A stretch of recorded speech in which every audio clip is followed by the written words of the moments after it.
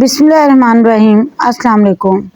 ایک مرتبہ ایک دہی بیچنے والی عورت سر پر دہی کی ٹھلیاں لے کر حضرت بو علی شاہ قلندر رحمۃ اللہ علیہ کے پاس سے گزر رہی تھی۔ حضرت بو علی شاہ قلندر رحمۃ اللہ علیہ نے اسے روک کر دریافت کیا، دہی بیچو گی؟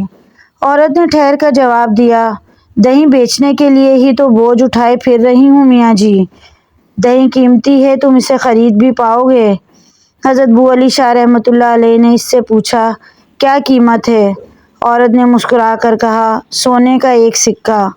حضرت بو علی شاہ قلندر رحمۃ اللہ علیہ نے جیب سے ایک سکہ نکال کر عورت کی طرف اچھال دیا اور بے نیازی سے کہا، جاؤ، یہ سکہ بھی تمہارا اور دہی بھی تمہارا، فقیر کو کچھ نہیں چاہیے۔ عورت نے انہیں حیرت اور تعجب کی نظر سے دیکھا۔ سکہ اس کے ہاتھوں میں تھا اور وہ چلی گئی۔ جاتے ہوئے وہ عورت ان کی طرف مڑ مڑ کر دیکھ رہی تھی اور اس کے بعد وہ چلی گئی۔ وہ عورت 4 روز کے بعد پھر پھرتی ہوئی جھجکتے پہنچی۔ حضرت بو علی شاہ قلندر رحمۃ اللہ علیہ نے اسے دوبارہ ایک سکہ دے دیا اور پھر اس سے وہی کلام کیا کہ فقیر کو کسی چیز کی ضرورت نہیں۔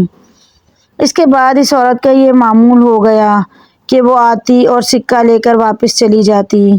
ایک دن وہ عورت گھر پہنچ کر اپنے شوہر سے ان کی تعریف کرتی جا رہی تھی۔ وہ عورت بے اولاد بھی تھی، تو ایک دن ان کی تعریفیں کر رہی تھی تو اس کے شوہر نے کہا کہ تو اتنی میاں جی کی تعریفیں کرتی ہے اور سکہ بھی لے کر آتی ہے تو میاں جی سے ایک بیٹا بھی مانگ لے، وہ اللہ کے بہت ہی نیک بندے معلوم ہوتے ہیں، کیوں نہ ان سے ایک بیٹا بھی مانگ لے؟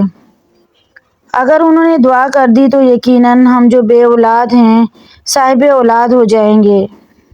دوسرے روز عورت نے حضرت بو علی شاہ قلندر رحمۃ اللہ علیہ کے پاس پہنچ کر بیٹی کی تمنا ظاہر کی اور اس سلسلے میں ان سے دعا کی درخواست کی۔